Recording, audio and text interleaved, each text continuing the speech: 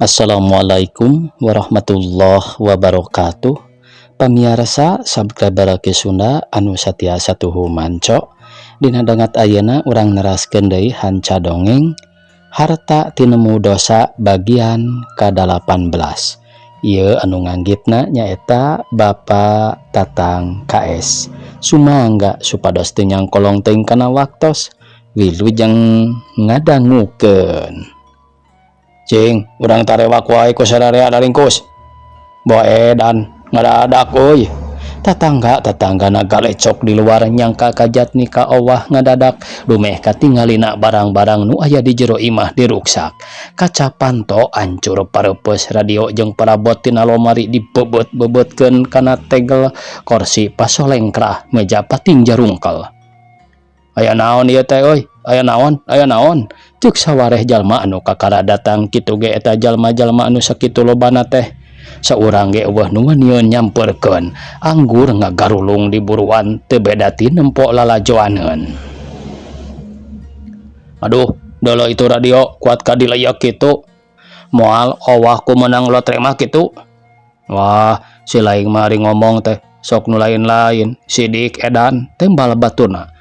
Aduh, ampun, urang menta hirup, embung jadi betah hejo, embung, halik sia, aing teu sudi jadi batur sia, kajen aing sangsara deui, balik sia nyingkah.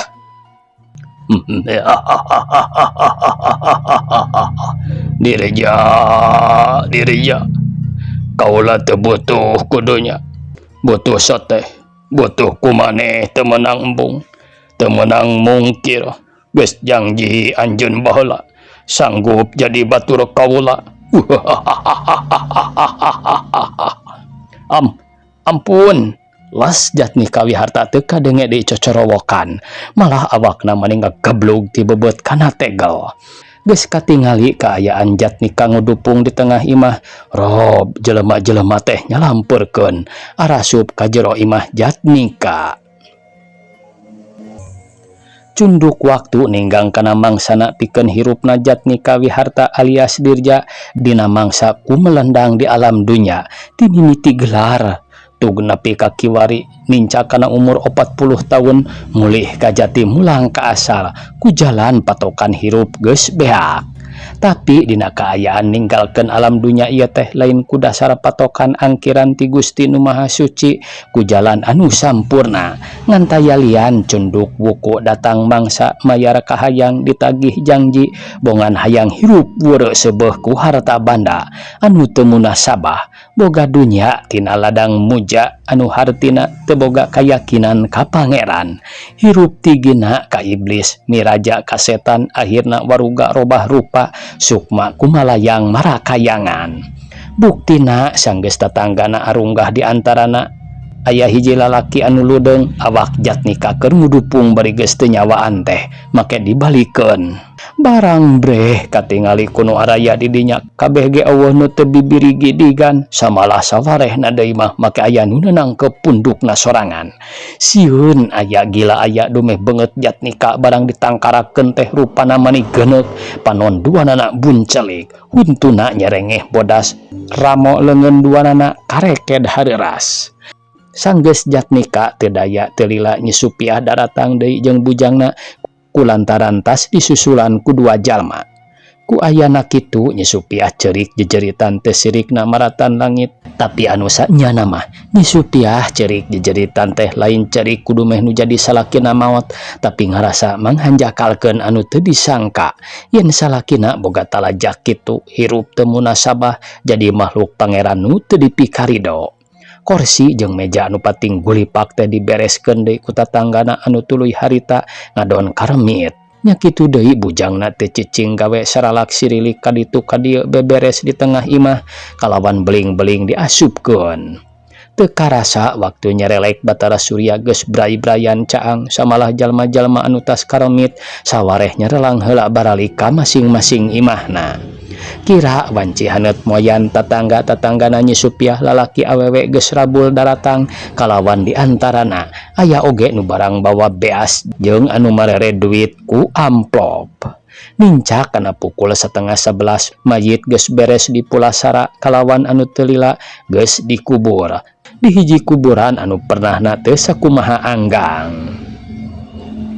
Memang geus jadi kebiasaan di mana aya jalma nu paeh teu sampurna anu hartina paehna kabawa ku nu teu puguh sok aya totondena samodel harita Jatnika alias Dirja. Sabada dikubur ujug-ujug ger wae hujan meninggal gebret dibarung ku angin jeung gelap dordar tatangkalan peting dorok-dok rarungkad ku ayana hujan angin anu sakitu poharana estu matak pipaweureun naker. Cek basa batur teh mah di mana aya hujan kitu netelakeun aya nu paeh ngopet buktina dina waktu harita sorokan nu leutik mani caraah sawah jeung balong anu nampe kana susukan mani baredah.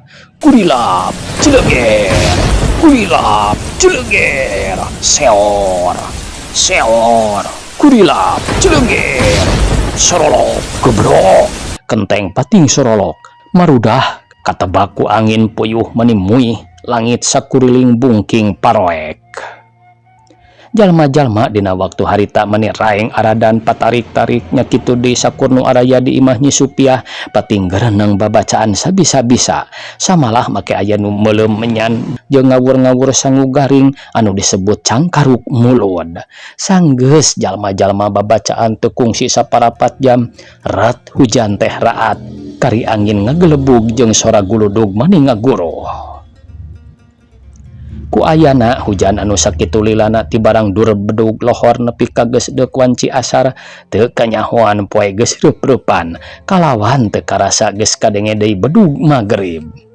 Geus hiji kabiasaan tiap-tiap tas ditinggalkeun ku nu maot dina peutinganana diayakeun tahlilan samodel Nyi Supiah dina peuting harita sabada magrib jalma-jalma tetangga anu dareukeut geus ngariung di tengah imah anu maksudna deuk tahlilan anu dikokolotan ku Bah Marji nyaeta hiji jalma nu disebut dukun. Kira wanci Isa sabada beres tahlilan di antara saurang awewe tatanggana keneh Nyi Supiah anu milu babantu manehna ngojengkang ka dapur maksudna mah deuk ngentepkeun wadah urut dengan ngopi nu tarahlil. Barang sok eta awewe nu katelah bienok pamajikanana Bah Marji nyimpen wadah kana rak ujug-ujug koceak wae ngoceak tarikna keur beri luncat ti lawang dapur ka tengah imah. Atuh kabeh jalma-jalma anu masih keneh ngariung teh pating korejat narangtung. Kunaon maneh teh Nok? Ye, Nok, aya naon? Cek Bah Mardi bari ngegebi-gebi ka awak pamajikanana anu keur nyuuh kana lahunanana. Di Nok ditanya kitu kuno jadi salakina teh teu daek ngomong anggur curug nunjuk kana lebah lawang ka dapur. Cing, pangnempokkeun Jang Sarji, aya naon di dapur teh?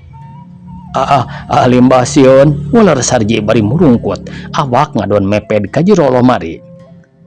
Sok jeung urang Sarji. Nah aya borangan kabina-bina teuing kawas lina laki wae hirup teh nya hayulah di barangan kukuring cek nu saurang deui siga nu nya ludeung taya kakeung. Kakara Sarji nangtung dumedek di baturan ku opatan anu maksudna deuk nempok ka dapur. Eueuh naon-naon geuning Bah, cek Sarji nyebutkeun kituna teh ari kahareup mah teu daekeun anggur nyurung-nyurung bujur batur bari undur-unduran. Kakara Sarji nangtung dumeh dek di baturan ku opatan anu maksudna dek nempok ka dapur.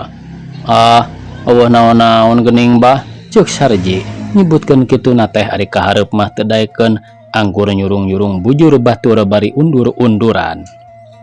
Nah atuh tadi make nyebutkeun sieun sagala bat bari nage moal nya teuing dinu kieu aya jurig onaman diganda aya nage dewek mah teu sieun teu sing asal bukti bungkeul kana nawe. Sanggeus nyarita kitu panon ucang ngalieu kana lebah kamar bujangna Nyi Supiah reg manehna ngarandag panon mencrong ka jero kamar nya kitu deui batur-baturna anu tiluan naronghol anu disidik-sidik di jero kamar bujangna aya nu ngajelepeng dibungkus ku boeh percis siga mayit. ku ayana ningali nu ngajelepeng dibungkus ku boeh eta jalma anu opatan teh mani pating baratak lalumpatan teu sirikna silih dupak bari pating koceak samalah anu ngaran Sarji keur mah ninggangkeun di jalmana borangan jabati ngoceak teh make kekeleuweuhan jeung blug-blug labuh sagala jalma-jalma nu araya boh lalaki boh awewena kabeh buriak lalumpatan kabawakeun sieun kuno sieun deui teu sirikna patumpang tindih silih sered silih jongklokeun samalah keur Supiah ge beunang disebutkeun pribumina kuat luncat tina kursi ka kamarna barang jeung nu jadi bujangna narulakan maneh di jero kabeneran waktu Supiah asup ka kamar jeung bujangna teh batan leungit ka sieun mah anggur asa nambahan kulantaran di jero kamar aya 2 jalma keur nyaremplong gigireun lomari katambah-tambah bujangna ngarampa suku eta jalma anu keur nyumput teh taksiran bujangna ngarasa reuas dumeh leungeunna ngarampa suku anu karasana mani camewek nya kitu deui eta jalma anu keur nyaremplong teh ngagorubug bari ngoceak satakeurna kulantaran sukuna aya nu ngarampa antukna anu di jero kamar teh pating gurutuk lalumpatan deui ka tengah imah nepi ka hiji lalaki anu katelah Sarji tas labuh teh kalejakan ku jalma-jalma aya kana 10 urang aduh tolong ampun aduh yo babokong kuring ulah delayak aduh ampun tungtung namah keayaan jalma-jalma di imahnya Supiah ditinggalkeunana teh geus teu puguh nya rampa teu puguh nya cicing anggur pating bulu bos nyarumput ka ditu ka dieu pamikirna deuk kebat lumpat kaluar sieun di jero imah sieun dumeh di kamar bujangna Nyi Supiah aya nu ngejepat bodas ngan hadena teh diantarana aya saurang lalaki nyata anu disebut Bah Marji teh manehna ludeungan da puguh goreng-goreng nage jalma boga ilmu. Bismillahirrahmanirrahim cing kaluar sarerea tong nyarumput kumaha ieu teh kawas lain kolot wae hayo kalaluar sanggeus ngadenge Bah Mardi gogorowokan jalma-jalma anu keur nyarumput teh pating surung kuy kalaluar nyalampeurkeun kitu ge panonna mah teu boleh ngalalio tidinya mah Bah Mardi lahaula bulu bos wae asup ka kamar bujangna Nyi Supiah dibarengan ku 3 jalma anu beunang disebutkeun rada ludeungan ana blus Bah Mardi jeung nu tiluan asup ka kamar bener pisan di jero eta kamar teh aya nu ngajolopong saperti mayit dibungkus ku boeh beunang disebutkeun tadi ge Bah Mardi cukup ku ilmu jeung cukup ku kawani eta nu ngajolopong bodas teh teu loba nu dipikir deui rig digopatan digotong dibawa ka tengah imah kabeh jalma-jalma dina waktu harita ningali Bah Mardi jeung batur-baturna ngagotong anu di bulan ku boeh teh mani arolohok mata simeteun sumut cara langap siga ku kasima geus kitu eta nu ngajolopong teh boehna dibukaan ku Bah Mardi barang breh katingali beungeutna entong bujang Bah Mardi cacak nu sejenna ge mani ngajarenghok bulu punduk muriding ningali kana beungeut eta nu dibungkus ku boeh teh si mana horeng mayitna Jatnika balik deui samalah rupana ge matak pikagilaeun anu nempo sigana lamun ditingali ku nu sawakan mah geus henteu matak baluas kulantaran beungeut mayit Jatnika jadi hideung teu beda ti areng panon asa beuki buncelik huntu manis siga nu keur nyangerengan buukna rancung jadi hareuras teu beda ti injuk. A'udzubillahi minasyaitonirrajim. La ilaha illallah. Kumaha geuning kieu neng kaayaan tuang raka teh ceuk Bah Mardi bari nuruban deui beungeut mayit. Nyi Supiah ditanya kitu ku Bah Mardi teh teu daek ngawaler anggur ngahuleng sakadar cimata nyarak celakan bibirna mani renyu siga nu deuk nyarita. Geus kitu kaayaanana mah Bah Mardi nyarita ka sakurnu araya nu maksudna tayalian menta karena Allahna sararea manjatkeun doa kanu kawasa sangkan Jatnika wiharta maotna sampurna sacara biasa. Tekungsi 3 menit sanggeus Bah Mardi nyarita kitu tuluy sararea babacaan sabisa-bisa boh nu maca sholawat boh nu maca Fatihah jeung sabangsana. Dina waktu jalma-jalma pating gerenang babacaan kabeh teu aya nu ngarenjag ku aya ngadenge sora gelap mani ngajelebet geus kitu disusul ku sora hujan mani ngagebret teu beda anu dicicikeun ti langit bae angin mani ngagelebug gelap pating burinyai pating jelebet guludug mani ender.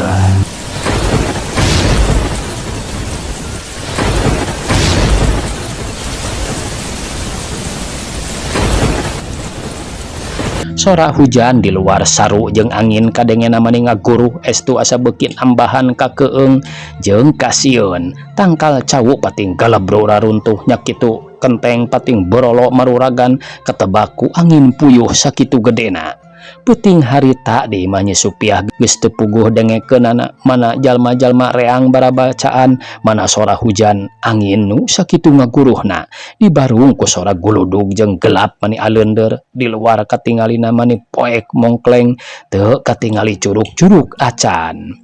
Lamun seug hade dijelaskeun tur kanyahoan ku jalma anu ngarti ku ayana kajadian dina mangsa harita teh taya lian netelakeun aya hiji jalma maot anu teu dipikarido ku pangarsana pangeran anu haratina mah teu katarima yen eta jalma balikna ka alam kalanggengan. Anu saknyana cek sakaol lain eta jalma anu maot teu katarima ku pangeran ngan bongana sorangan dina mangsa hirupna geus kaluar janji hayang jadi makhluk anu teu puguh sasatna geus ingkar tina papagon hukum agama syariatna di dunia hayang ngabogaan harta banda anu teu matak ngamulyakeun pikeun dirina. Ceki pangarang teh mah hirup jalma nu samodel kitu teh boga niat kajen nyeri sakarat batan malarat hayang ieu aing sugih ku pamuji beunghar kudu nyawiah teu nyaah kana diri matak madawa kana awak sok komo boga dunya barana samodel jatnika kitu mah pinasti bakal ngarandapan panyiksa ku amalna keneh sorangan jabanding ti kitu mana nanggung dosa lahir batin jalma anu dibinasa ku manehna. Waktu jalma-jalma di imah Nyi Supiah keur barabacaan ngadak-ngadak make areureun panon pating rareret deui ceuli teh sirikna mani rarancung kulantaran ngadenge aya sora awewe hawar-hawar jejeritan tayalian tatanggana keneh Nyi Supiah.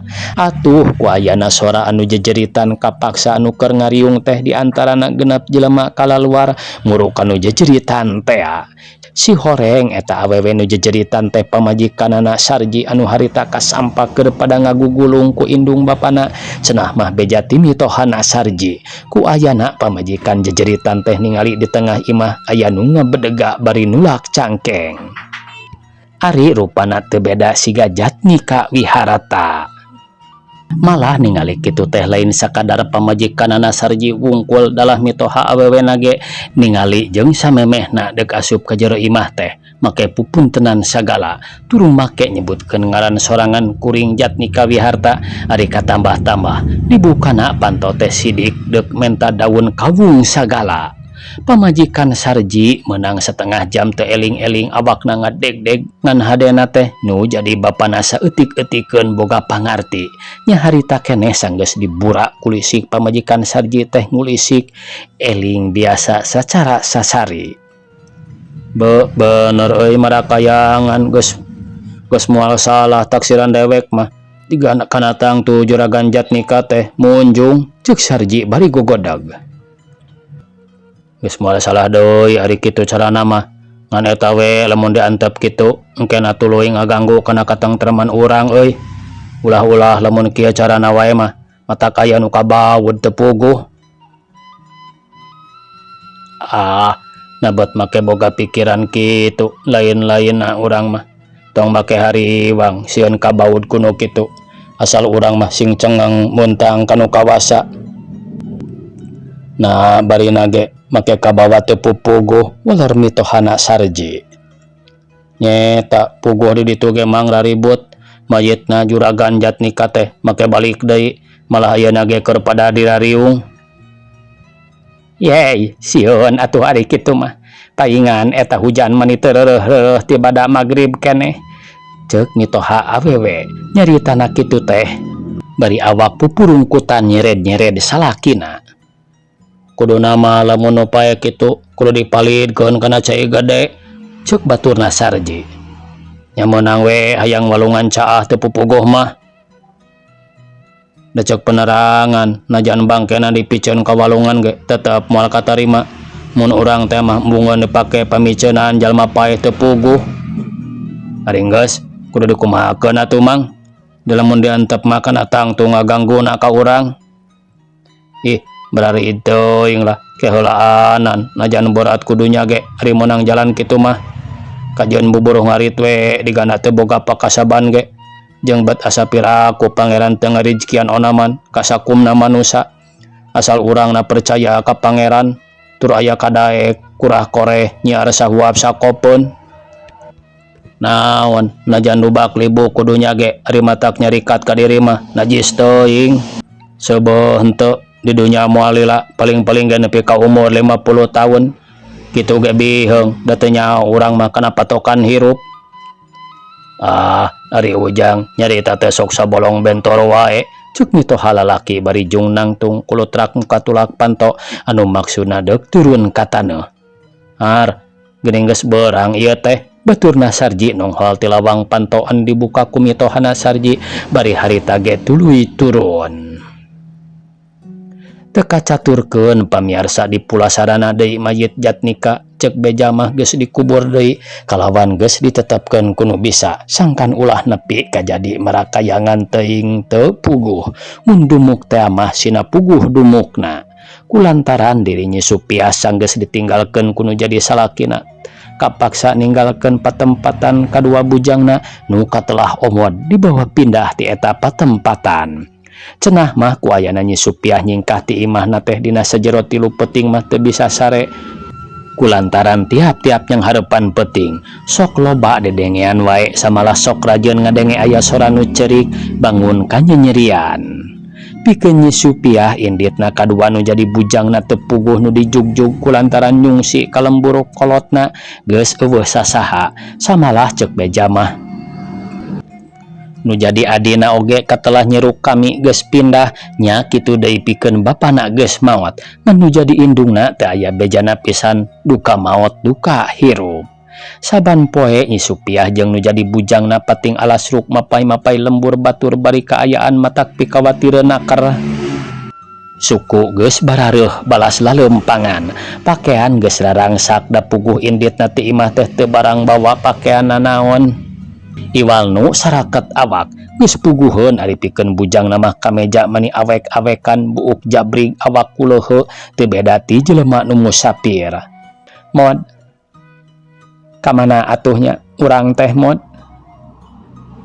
halusna maneh mah geus wae balik ka lembur ulah mimilu jeung urang bisi kabawakeun ka Talangsara maneh onaman boga jugjegeun keneh.